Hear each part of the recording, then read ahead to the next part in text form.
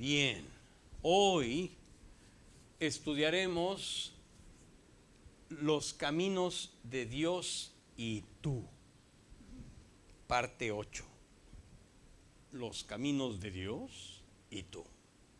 Adelante, vamos a poner el teléfono en modo de silencio, por favor. Y vamos allá, David.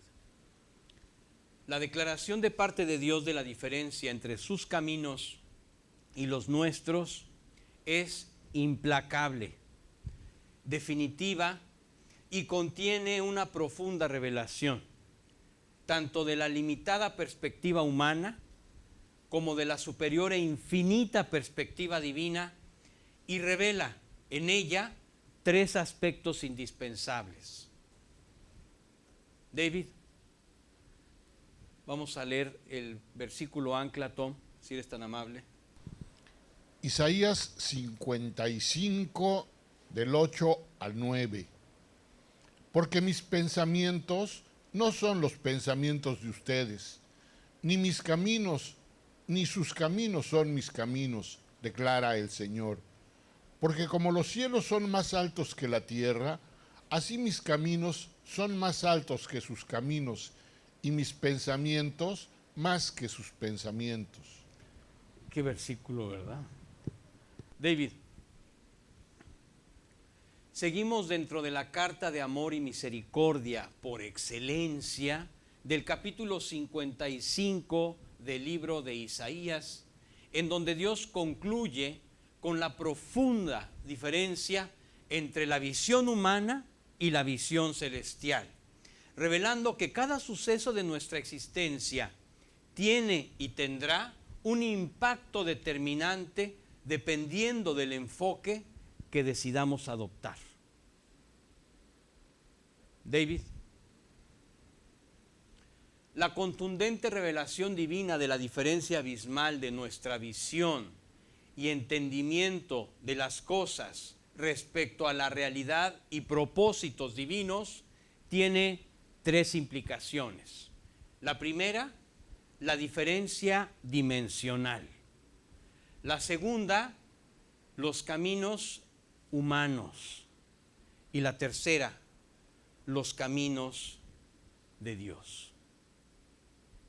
Vamos a la primera, al primer tema. Vamos a ver este tema de la diferencia dimensional. Vamos a leer este pasaje, Tom. Proverbios 25, 3. Para la altura de los cielos y para la profundidad de la tierra y para el corazón de los reyes, no hay investigación. Así es.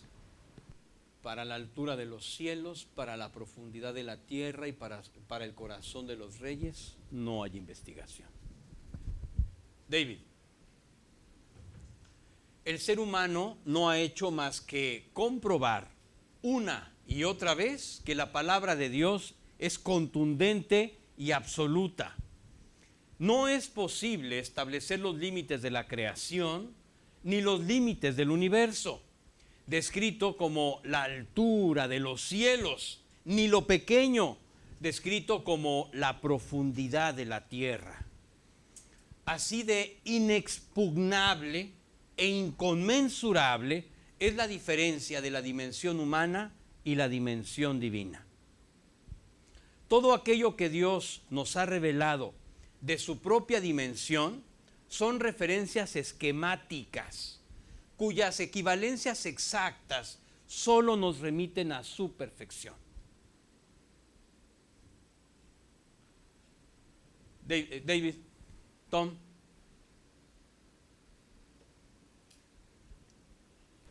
Primera de Corintios 13, 12. Porque ahora vemos por un espejo, veladamente, pero entonces veremos cara a cara.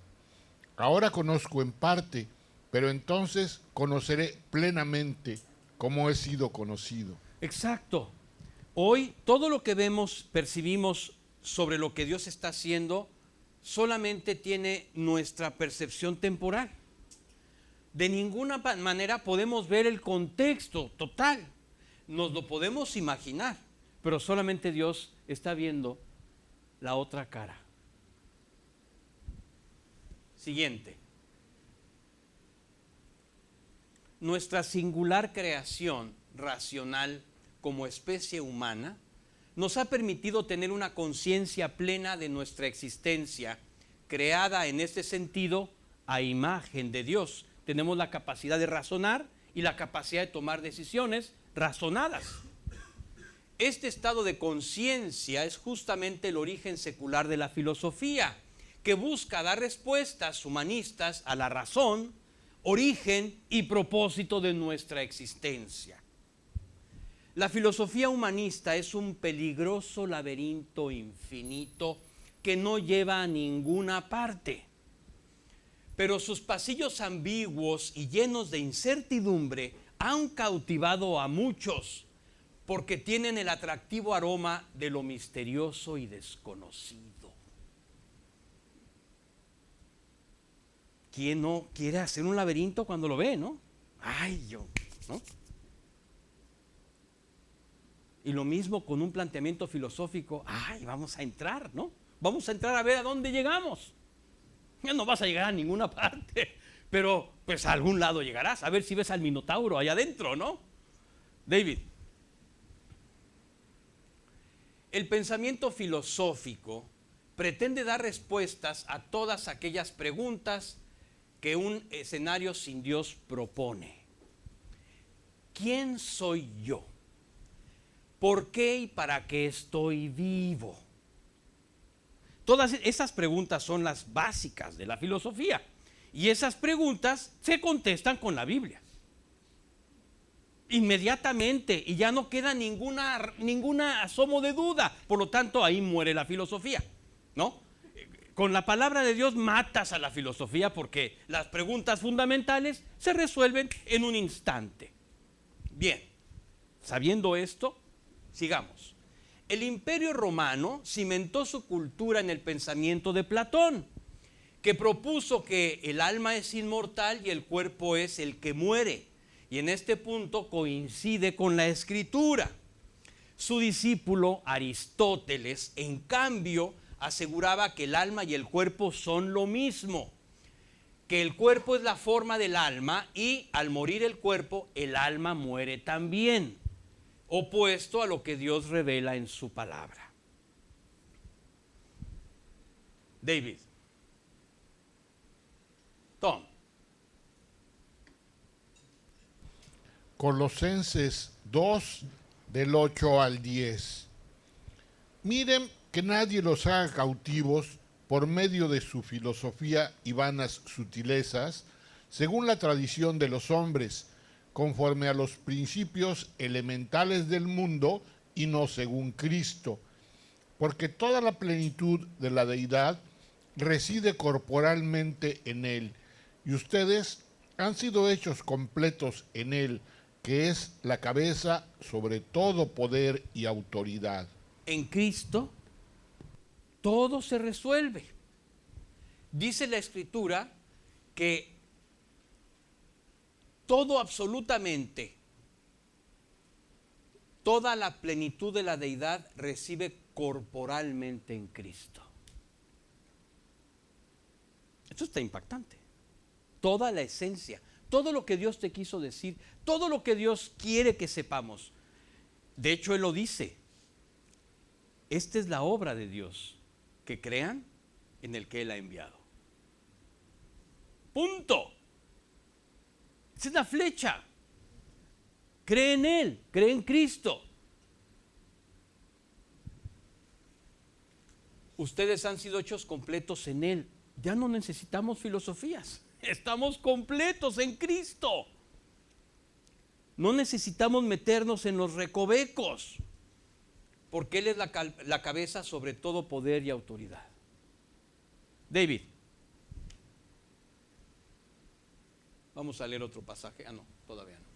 Mientras el ser humano estuvo en comunión perfecta con Dios en el Edén, esta diferencia ni siquiera venía a la mente.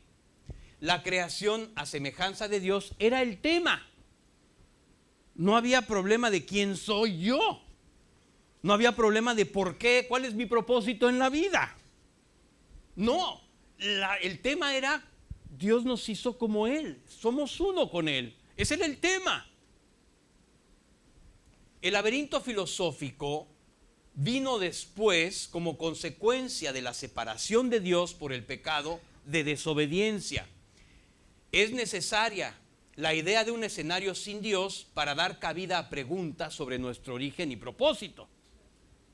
O sea, tenemos que estar sin Dios para que podamos siquiera que se nos ocurra la posibilidad de llegar a pensar en la posibilidad de preguntarnos ¿por qué estoy aquí? O sea, tuvimos que haber definitivamente descartado la ecuación de Dios para preguntarnos ¿qué hago aquí? ¿Por qué estoy aquí? Este es justamente el escenario de incredulidad natural y carnal del que parte Dios para señalar esta diferencia. Nuestros caminos banales y egoístas contra su amor. Por eso dice Dios, mis caminos no son sus caminos. Porque ustedes están viendo cosas que ni siquiera entienden, pero que bien seguros están, ¿no? Me voy a equivocar, pero bien seguro de mí. ¿Qué? Date un guamazo, pero mira qué seguro va a estar. Va a ser un guamazo legendario, inolvidable. Adelante, David. Tom. Jeremías 2, del 33 al 35. ¿Por qué adornas tu camino para hallar amor? Aún a las malvadas enseñaste tus caminos.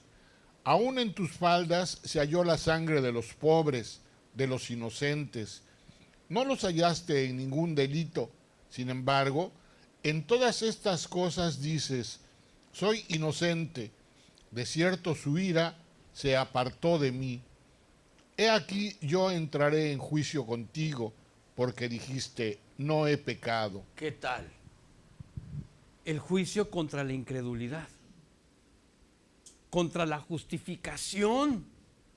Aquí lo dice clarísimo, el problema no es el pecado del hombre, sino que el hombre quiera mantener su pecado, porque Dios ya resolvió el problema del pecado.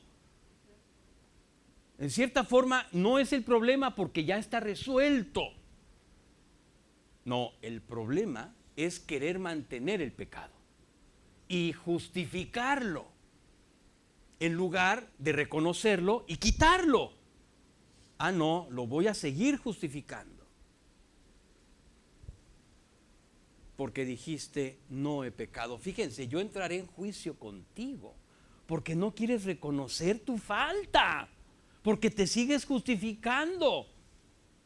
Te voy a decir algo, si tú tienes un conflicto contra alguien, el problema eres tú, no es la persona. Tú eres el problema, no es la persona. ¿Qué dijo Dios? Amen a sus enemigos, ¿no? Amen. Y esto Él lo dice porque Él lo va a hacer, no porque tú lo tienes que hacer, sino para que lo dejes a Él trabajar. Te digo algo, yo humanamente hablando, yo no puedo hacer esto. He dejado que Dios lo haga y he tenido excelentes resultados, pero yo no puedo hacerlo. De una vez te digo que yo me declaro absolutamente incompetente para lograr este cometido de no justificarme, de perdonar a los que han agredido a mí o a otros a quienes quiero. No, Dios lo ha hecho, yo no puedo, pero Dios ha podido hacerlo en mí. Y de eso se trata, de que dejes a Dios trabajar, no de que tú lo tengas que resolver. Nunca se ha tratado de ti, siempre se ha tratado de Él. Yo te quiero hacer una pregunta, ¿hacia dónde apunta la Biblia? ¿A quién señala la Biblia? No te señala a ti, señala a Cristo. Es para que es tu telescopio de Cristo. Es para que tú veas a Cristo. Este es el enfoque que necesitas tener. No se trata de ti, se trata de Cristo en ti. Y esta pequeña y sutil diferencia es toda la diferencia. Porque nunca se ha tratado de que tú hagas las cosas, sino de que dejes a Dios trabajar para hacerlas. Este es el punto. David, a lo largo de la historia, el ser humano ha construido una red ambigua y confusa de laberintos de ideas y conceptos filosóficos abstractos que sueña algún día alcanzar. ¿Se acuerdan la canción esta maravillosa, el himno a la alegría, no? Ven, canta, sueña cantando, vive soñando en nuevo sol, en que los hombres volverán a ser hermanos. Sí, ¿cómo no? Ahí está, es el himno de Europa.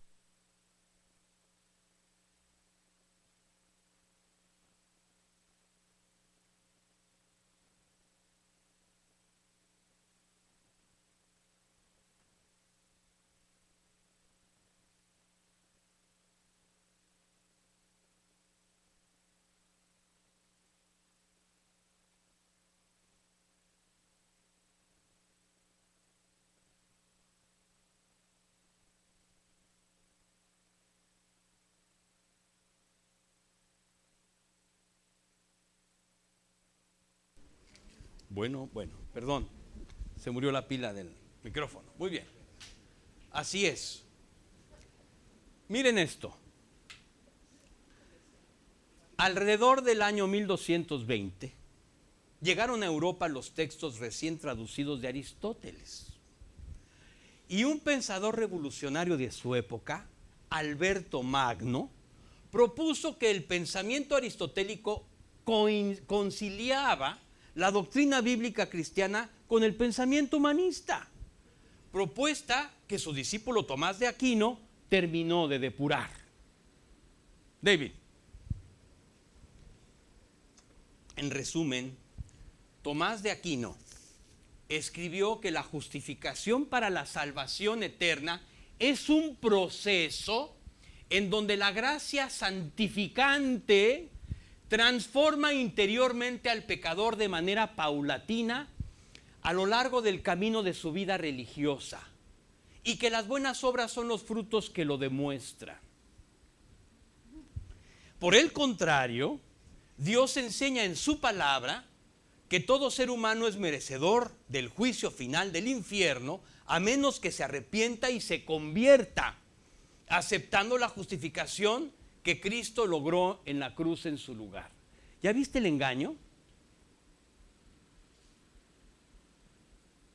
Un par de tipos, bueno, son tres, porque Aristóteles pues fue el que se echó primero ¿no?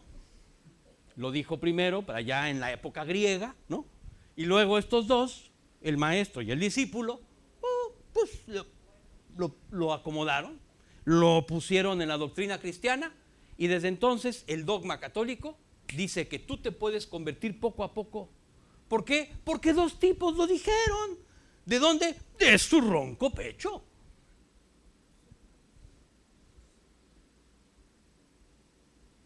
Esta diferencia doctrinal ha sido la gran confusión histórica.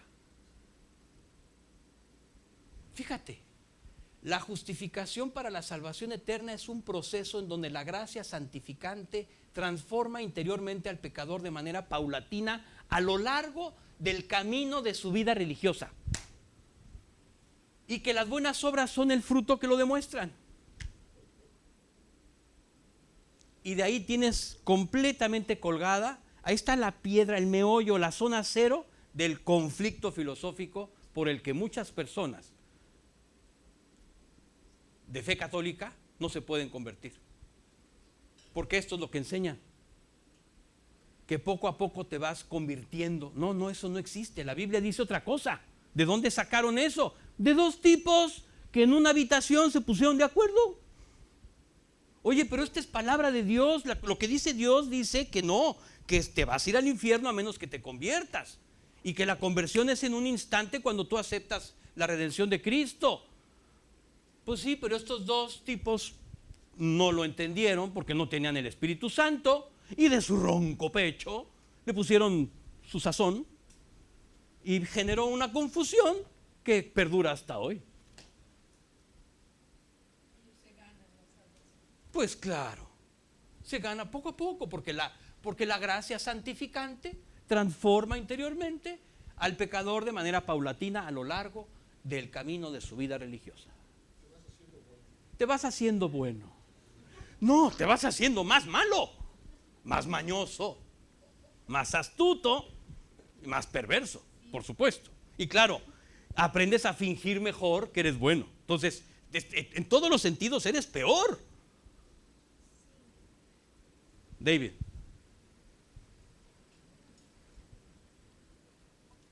Tom. Eclesiastés 7:29. Mira, solo esto he hallado, que Dios hizo rectos a los hombres, pero ellos se buscaron muchas artimañas. Dios hizo rectos a los hombres, pero ¿qué pasó? Que los hombres siempre tienen sus recovecos. ¿Cómo le doy la vuelta?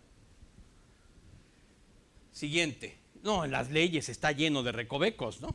De eso se trata la carrera de derecho, de ver de qué manera puedes darle el torzón al renglón de abajo. Tom. Marcos 7, del 6 al 8. Jesús les respondió: bien profetizó Isaías de ustedes, hipócritas, como está escrito: este pueblo con los labios me honra, pero su corazón está muy lejos de mí. Mas en vano me rinden culto, enseñando como doctrinas preceptos de hombres. Dejando el mandamiento de Dios, ustedes se aferran a la tradición de los hombres. Y esto es lo que hicieron. Esto literalmente es lo que hicieron. ¿Por qué? Pues porque Aristóteles lo dijo. ¿Y quién era Aristóteles? Otro tipo. David, ahí están, mira. Ahí está el busto de Aristóteles, Alberto Magno y Tomás de Aquino, sus discípulos. Esto no es una foto de la época, es una representación. Adelante.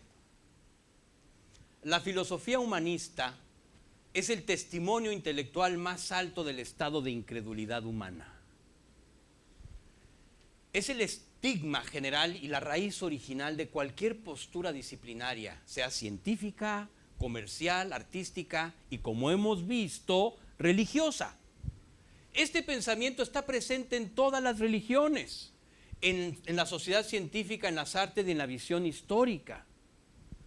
La filosofía humanista parte siempre de la justificación del hombre hacia Dios y pretende establecer que el hombre puede acceder a Dios por las buenas obras, anulando así la doctrina bíblica de la salvación por la fe en Cristo.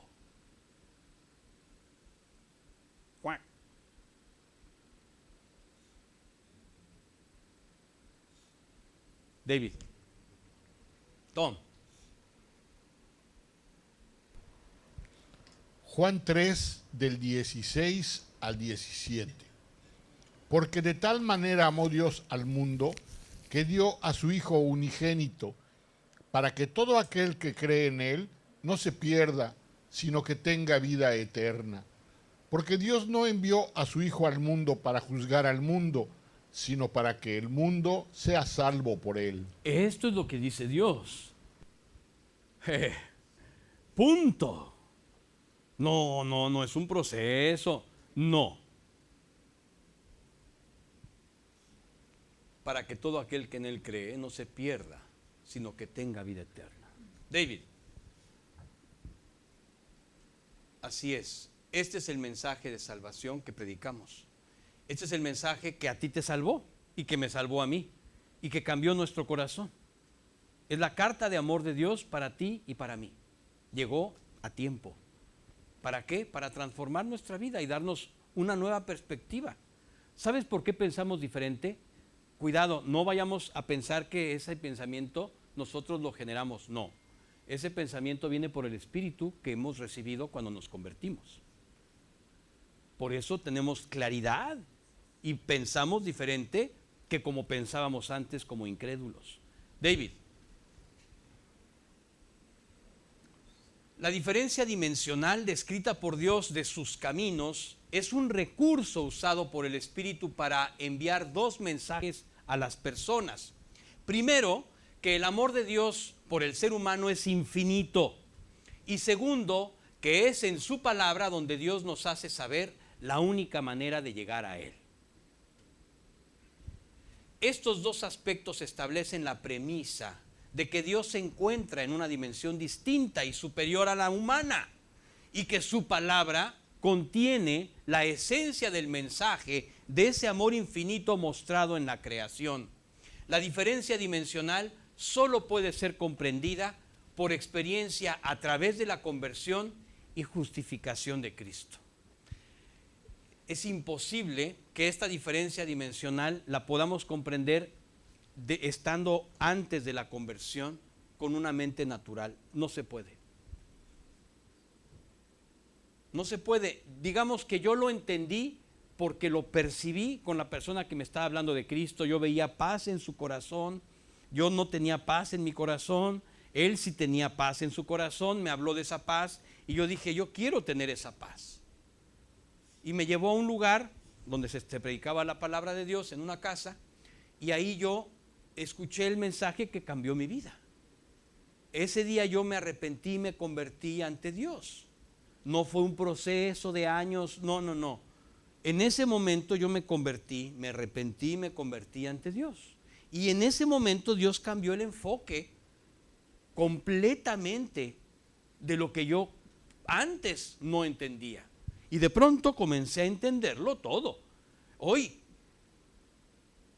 ¿qué poder mental? No, fue Cristo quien entró en mi vida.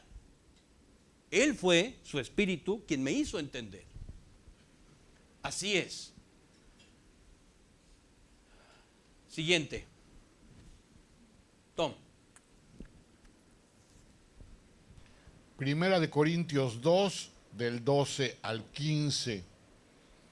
Y nosotros hemos recibido no el espíritu del mundo, sino el espíritu que viene de Dios, para que conozcamos lo que Dios nos ha dado gratuitamente, de lo cual también hablamos, no con palabras enseñadas por sabiduría humana, sino con las enseñadas por el Espíritu, combinando pensamientos espirituales con palabras espirituales.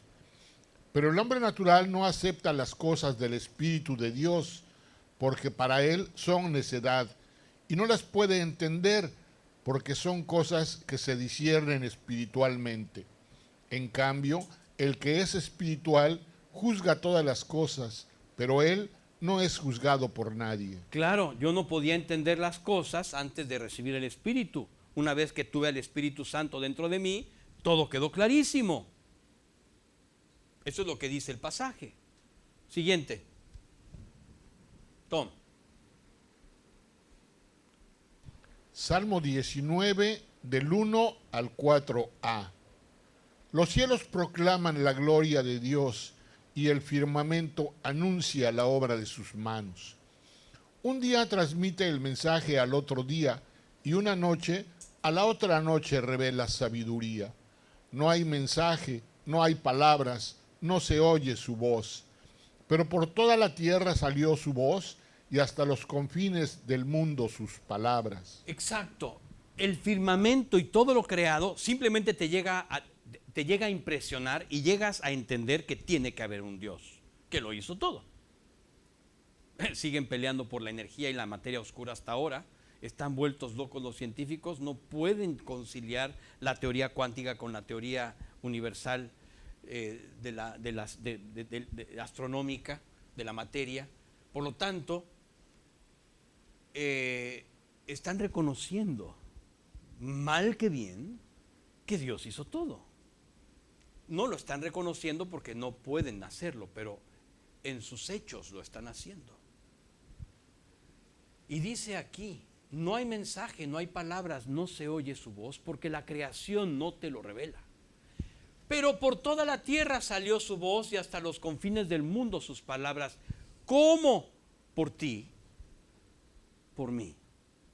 Tú y yo somos el testimonio de ese trabajo que concilia perfectamente el trabajo de la creación con la nueva creación que Dios está haciendo en tu vida. De esa manera, a través de su palabra, tú eres su palabra viva y tú puedes decirle a las personas, ¿qué crees? Que la palabra de Dios es real y transformó mi vida y te puedo enseñar cómo puede hacer contigo. Siguiente.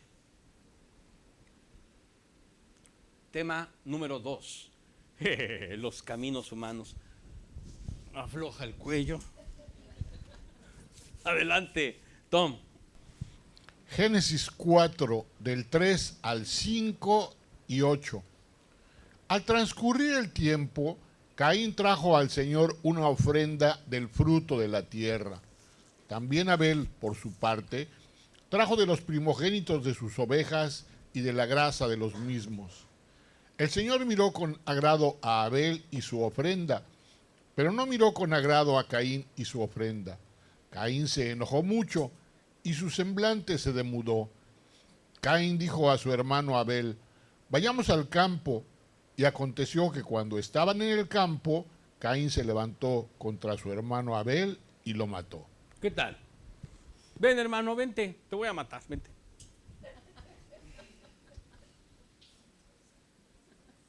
¡Qué impacto! Así es como comenzó todo. Esta locura comenzó ahí. Esa es la primera gran noticia del periódico de la sociedad humana. Siguiente. Aquí nos enfocaremos en el trasfondo original y las consecuencias de los caminos humanos que pretenden alcanzar el estado de bienestar que el hombre tenía con Dios en el principio, con Adán y Eva en el Edén.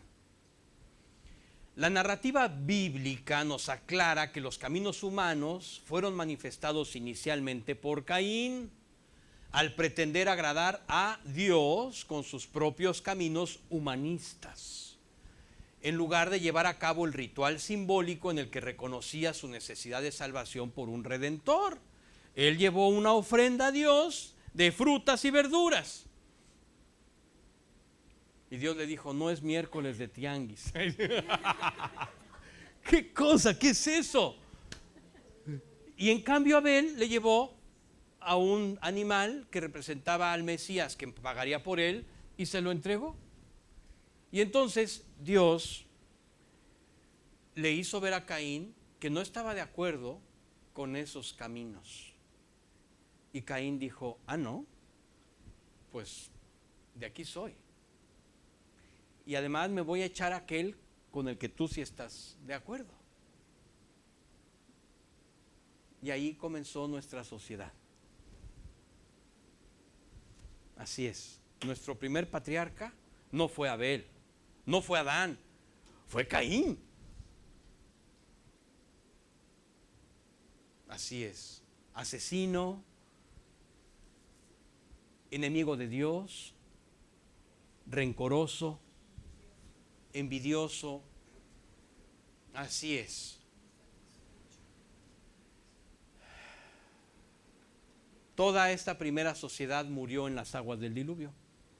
Esa primera sociedad llegó hasta Génesis 6 y el 7, ¿no? Donde se narra cómo Dios con el diluvio extinguió a toda esa sociedad, excepto a Noé y a los 8 que iban en esa arca. David. Sin embargo, la verdadera raíz de la incredulidad fue la mentira del diablo que la humanidad decidió creer y que los separó de Dios cuando pecaron. Y lo volvieron a hacer los descendientes de Noé tras el diluvio. Bajaron del arca y de nuevo se agruparon para rebelarse contra Dios. Eso es que es una y otra vez. Es que no hay fin. Pero no hay fin como tampoco con nosotros. Sí, cada vez que vemos a la Torre de Babel decimos, qué bárbaro, estos tipos incrédulos, man. ¿Y tú? Estás igualito. ¿Por qué Dios? ¿Por qué a mí Dios? ¿Por qué yo? ¿Por qué? ¿Qué sufrimiento? ¿Qué? Igualito que los de lo Babel. ¿Sabes qué es Babel? Confusión. Igualito, estás igual de confundido. Estás en Babel. La Torre de Babel es el símbolo por excelencia de la propuesta alterna para alcanzar y recuperar la condición de bienestar pleno, pero sacando a Dios de la ecuación. Vamos a ser felices en que los hombres volverán a ser hermanos, ¿no? Vamos a ser felices, pero sin Dios. Dios, no existes. Y si existes, tú vete a leer, vete a entretener en tus cosas. Déjanos en paz. Este es el ingrediente secreto usado siempre, una y otra vez, en todo proyecto humanista. Y es a su vez la razón fundamental de su fracaso garantizado. Fracaso garantizado. Todo proyecto humanista lleva el ADN de su propio fracaso. ¿Por qué? Porque decidieron ir en contra de la fe, ir en contra de Dios. David. Tom. Génesis 11 del 1 al 4. Toda la tierra hablaba la misma lengua y las mismas palabras. Según iban hacia el oriente, hallaron una llanura en la tierra de Sinar y se establecieron allí. Y se dijeron unos a otros, vamos, fabriquemos ladrillos y cosámoslo bien. Y usaron ladrillos en lugar de piedra y asfalto en lugar de mezcla. Luego dijeron, vamos, edifiquémonos una ciudad y una torre cuya cúspide llegue hasta los cielos y hagámonos un nombre famoso para que no seamos dispersados sobre la superficie de toda la tierra. Sí, hagámonos un nombre famoso para que no haya confusión. Perfecto, dijo Dios. De aquí soy. Ustedes solitos tienen allá adentro el ADN de su propio fracaso. ¿Qué pasó? Que se empezaron a pelear porque así no se dice, así no se pronuncia, esto es la manera, esto es la... Y no se pusieron de acuerdo y acabaron todos contra todos. ¿En qué acabó la Torre de Babel? En un terrible fracaso. Pero el hombre sigue insistiendo, quiere hacer su Torre de Babel y eso es lo que va a lograr al final de los tiempos. Su Torre de Babel en los tiempos del Anticristo. Ese es justamente el proyecto del Anticristo. Una Torre de Babel bien cimentada, controlando a todos, donde ya todos estén de acuerdo, ya porque los pusimos de acuerdo, ¿no? Les lavamos el cerebro, los pusimos de acuerdo, están a favor de nosotros. Y entonces vendrá la herejía universal, donde el anticristo directamente se rebelará contra Dios y hablará cosas terribles. David, pero justo en este escenario de Babel, todos los caminos del hombre tienen el ADN del fracaso en su propia esencia, porque son los planes y propuestas de nuestra naturaleza incrédula, sin Dios, siempre. Las grandes novelas, la inmensa mayoría de series y películas, la lista de superhéroes y sus aventuras de éxito, la generalidad de las publicaciones científicas y más del 95% de las noticias en los medios tradicionales de información solo describen un escenario en el que Dios no existe o se encuentra ajeno, ausente o distante. Hagamos un sencillo ejercicio y observa lo que sucede cuando se considera a Dios en uno de estos escenarios. Siguiente, David, vamos a hacer el ejercicio. Imagina a los superhéroes haciendo una cadena de oración para que sus adversarios se conviertan. ¿Qué tal? Increíble. Imagina a Batman testificando al Joker y visitándolo cada miércoles para compartirle un estudio bíblico en la prisión. Ya llegué, Joker, ¿no? Imagina un periódico con una invitación a la oración para clamar y pedir a Dios que solucione cada suceso. Muchas novelas de terror terminarían al pedir a Dios su intervención divina y tendrían un fracaso en sus ventas. Dios, tú interven aquí, toma el control y se acabó el terror, se acabó la película. Ya no. ¿Y qué acabó? Todo está bien. Qué aburrido, cara. Se acabó el terror, se acabó el susto. Exacto. Qué fácil sería acabar con eso. Imagina a todos los Spider-Man del Spider-Verse orando por todos sus enemigos y uno a uno arrepentido ante Cristo. David, mira, aquí está Batman dándole estudios al Joker en la prisión de la Biblia.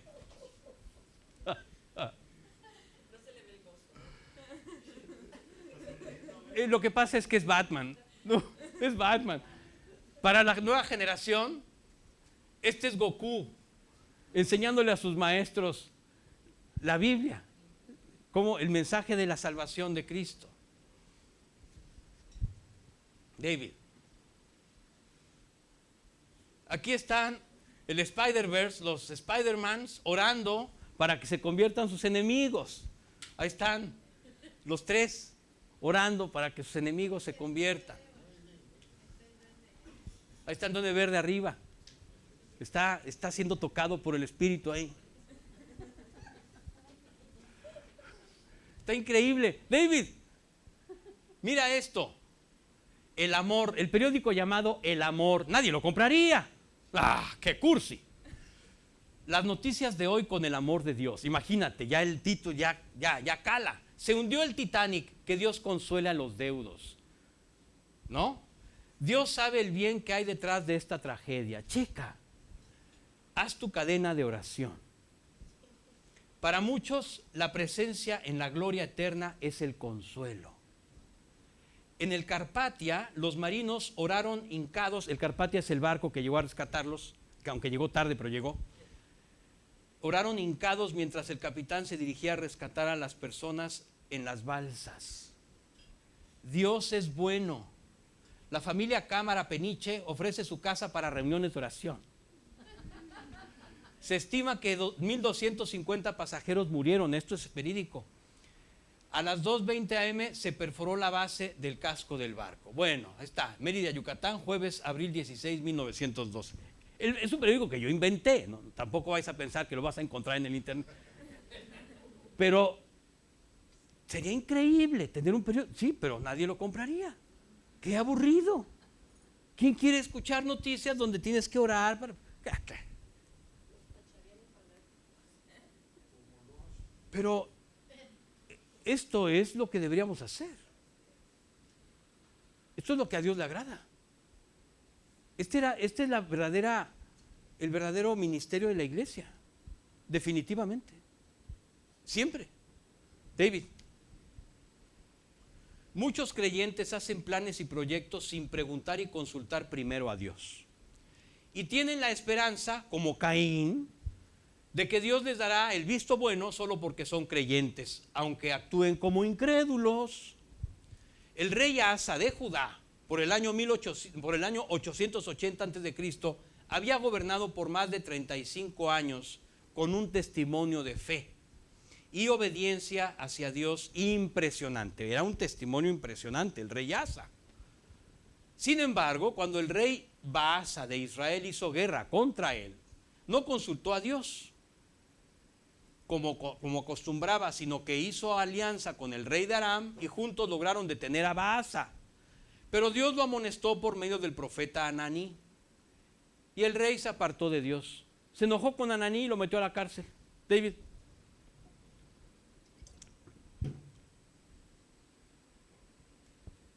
¿Qué onda? Pues eso pasa. Eso pasa contigo y conmigo. O sea, este eres tú. Y yo. Este. No ese, este. David. Tom. Segundo de Crónicas 16, del 7 al 10. En ese instante, el vidente Ananí vino a Asa, rey de Judá, y le dijo: por cuanto te has apoyado en el rey de Aram y no te has apoyado en el Señor tu Dios, por eso el ejército del rey de Aram ha escapado de tu mano. ¿No eran los etíopes y los libios un ejército numeroso con muchísimos carros y hombres de a caballo? Sin embargo, porque te apoyaste en el Señor, Él los entregó en tu mano. Porque los ojos del Señor recorren toda la tierra para fortalecer a aquellos cuyo corazón es completamente suyo. Tú has obrado neciamente en esto. Ciertamente, desde ahora habrá guerras contra ti. Entonces Asa se irritó contra el vidente y lo metió en la cárcel, porque estaba enojado contra él por esto. Por ese tiempo Asa oprimió a algunos del pueblo. Así es. Ninguno de nosotros estamos exentos de esto, ¿eh? Tenemos que tener mucho cuidado. David. Los caminos humanos son los caminos de nuestra carne, de nuestra incredulidad natural. Y como creyentes solo tenemos una forma efectiva de evitarlos, y es tomando siempre y solamente los caminos de Dios. Este es el tema fundamental en el que debemos hacer una profunda reflexión. Solo mírate al espejo de la Biblia y ve si tu rostro tiene el gozo, el amor y la paz de Cristo, o más bien ves amargura, queja y resentimiento. Los caminos de Dios y tus caminos son así de diferentes. La salvación eterna te salva del infierno, pero aún tienes que tomar la decisión cada momento de caminar en su gracia aquí. Sí, la salvación eterna nos salva del infierno, pero ¿quién te salva de tu carne? La gracia, pero eso depende de que tú decidas que te salve de tu carne. En cada decisión tú tienes que tomar esa decisión. David. Tema 3, los caminos de Dios. Adelante, David. Tom. Romanos 11, 33. Oh profundidad de las riquezas y de la sabiduría y del conocimiento de Dios. Cuán insondables son sus juicios e inescrutables sus caminos. Exactamente. Los caminos de Dios son insondables, inescrutables. David, ¿esta flechita se puede bajar así? Anda, gracias. Siguiente. Perdón, que mi mente de diseñador, ya sabes. Aunque Dios mismo revela en la Escritura que sus caminos son insondables e inescrutables, también nos revela 3 aspectos fundamentales para Dios que forman parte esencial de sus caminos. En primer lugar, Dios revela un escenario concluyente de perfección de todos sus caminos, al aclararnos que Dios terminó y descansó de sus obras desde el principio. En segundo lugar, todos los caminos de Dios están ligados a su propia esencia de amor, paciencia y misericordia, y todo lo que haga tendrá este fundamento. Siempre lo que haga Dios, cualquier cosa que haga, tendrá el fundamento de amor, paciencia y misericordia. Sí o sí. Siguiente. Por último, los caminos de Dios conducen siempre primero a la cruz del Calvario y después hasta la eternidad. Todos sus caminos siempre tienen este canon. El trabajo de Dios en todos los incrédulos está enfocado exclusivamente en llevar sus almas a la cruz del perdón y de la redención y salvación eterna. El trabajo de Dios en todos los creyentes está dirigido primordialmente a nuestras recompensas eternas, aunque en este segmento también Dios dedica su atención a nuestro bienestar temporal. Pero todo con el enfoque de la eternidad. Siempre es, esta prueba es porque eternamente tú vas a tener recompensas. Tú no entiendes lo que estoy haciendo en tu vida, pero lo vas a entender cuando estés en la gloria. Ahora no entiendes lo que estoy haciendo, pero esto va a ser clave para que se salve tal persona. Ahora no estás entendiendo esto que estoy haciendo, pero este movimiento que hice, que a ti te está sacando de onda, no sabes lo que está pasando en el corazón de esta otra. Y va a ser clave para que esta otra sea clave para que otra más se convierta. Todo eso no lo sabes. Y estamos nosotros así. ¿Por qué a mí, Dios? ¿Por qué a mí? Pues ¿cómo que por qué a ti? Entonces, ¿con quién? Porque te amo. Porque tengo un plan perfecto para ti, para otros alrededor de ti. David. Tom. Juan 14, 6. Jesús le dijo: yo soy el camino, la verdad y la vida. Nadie viene al Padre sino por mí. Cristo es el camino. Estamos en el tema de los caminos de Dios. Cristo es el camino. Punto. Como dicen por ahí, fin de la discusión. David. Cristo es el camino, la verdad y la vida. Cristo es la esencia de todos los caminos de Dios y debemos hacer una profunda reflexión sobre nuestro andar con Él. Este llamado divino a nuestra perfección no pretende que nunca nos equivoquemos, sino más bien que siempre nos mantengamos limpios, anclados a su amor. Si ya pasaste por la cruz del Calvario, manifestar el fruto del Espíritu en todo momento es el camino que Dios quiere que tomemos. Siempre con su amor, su gozo, su paz, su paciencia, su benignidad, su bondad, su fe, su mansedumbre y su dominio propio. No los tuyos, los suyos. Cuidado. Y por eso le puse su a cada uno, para que entiendas lo que significa el pasaje. Nunca te pide que lo hagas tú, siempre te ha dicho, déjame hacerlo en ti. David. Tom. Primera de Corintios 13, del 4 al 8a. El amor es sufrido, es benigno. El amor no tiene envidia. El amor no es jactancioso, no se envanece, no hace nada indebido, no busca lo suyo, no se irrita, no guarda rencor, no se goza de la injusticia, mas se goza de la verdad. Todo lo sufre, todo lo cree, todo lo espera, todo lo soporta. El amor nunca deja de ser. Este es el amor. Esto es lo que va a acompañar nuestro camino en todo momento con Él. Pero es lo que Él quiere que tú hagas también y que lo dejes hacer a Él en ti. Que lo hagas porque Él lo hará en ti. David. Tom. Gálatas 5, del 22 al 23. Pero el fruto del Espíritu es amor, gozo, paz, paciencia, benignidad, bondad, fidelidad, mansedumbre, dominio propio. Contra tales cosas no hay ley. ¿Te das cuenta que dice el fruto del Espíritu, no el tuyo? El fruto del Espíritu es, y te da toda la lista de 9 elementos, pero Él lo produce, no tú. Tú tienes que dejar que lo produzca en ti. David.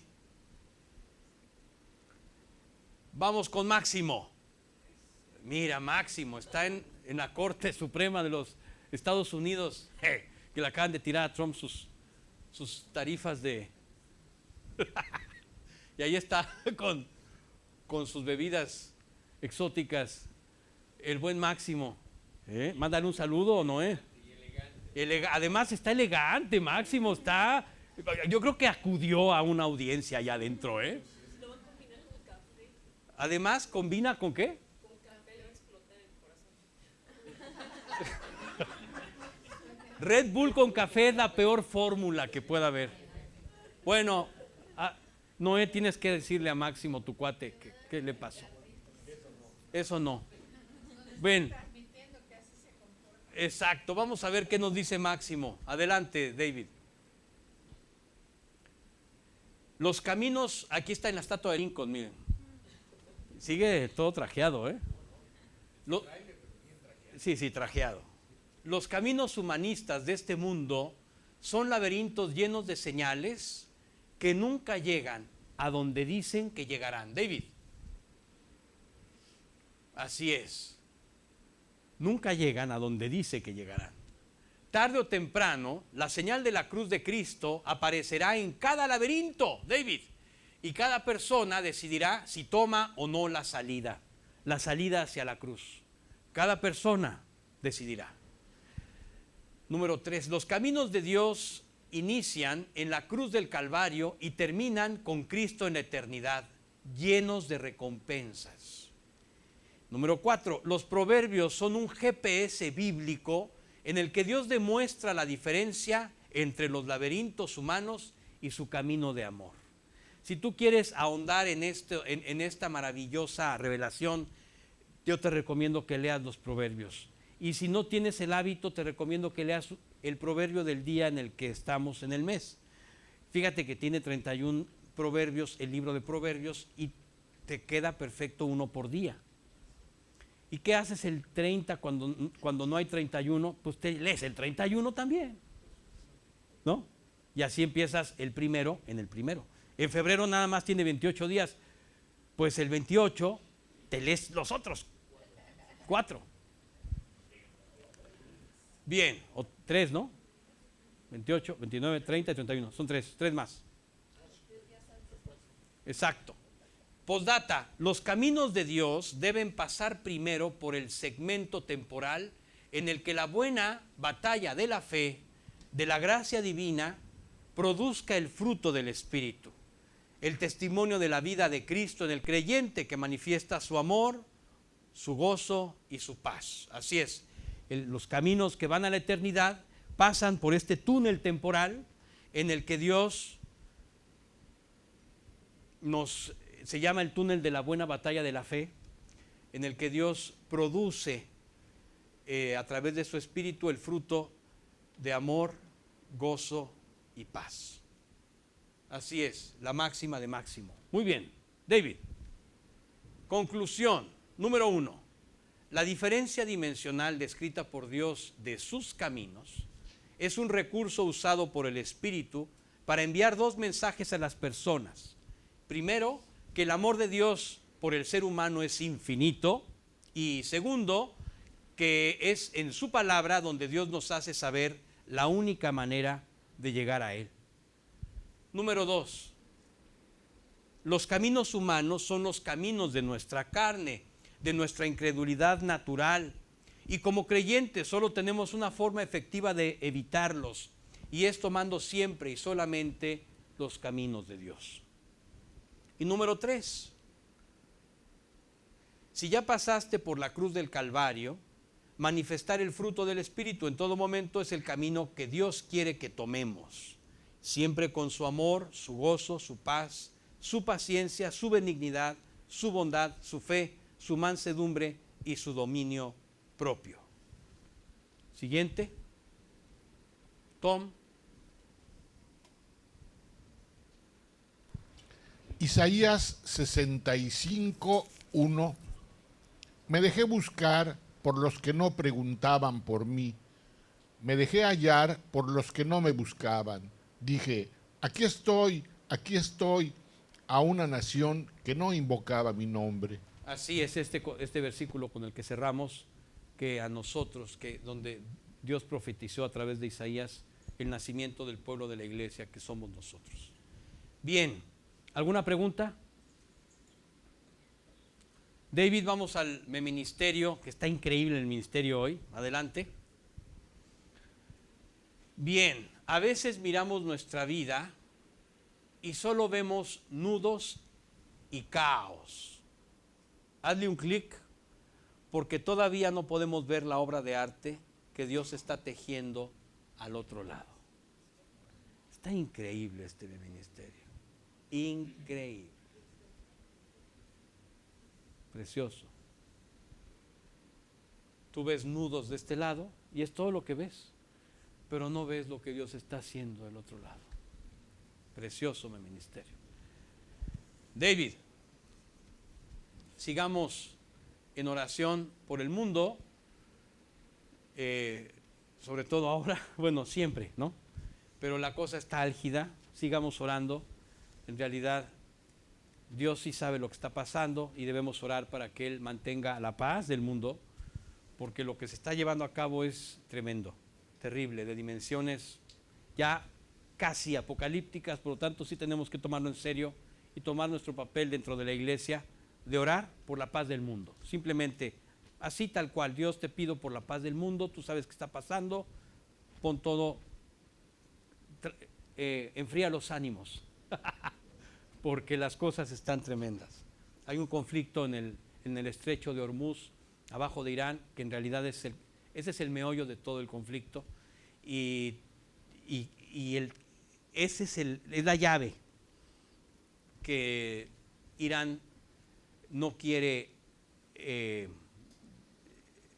seguir controlando, no quiere que Estados Unidos controle. Estados Unidos quiere controlar esa llave porque ese es el punto neurálgico del problema. Es la zona cero en este momento.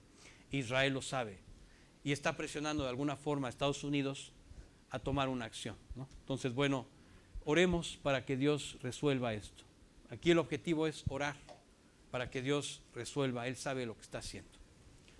Bueno, pues vamos a dar gracias. ¿Alguien? Nadie, ¿verdad? No tienen dudas. Vamos a... Lili, ¿quieres orar? Padre amado, papi hermoso, te damos tantas gracias, Señor, por tu palabra, Señor.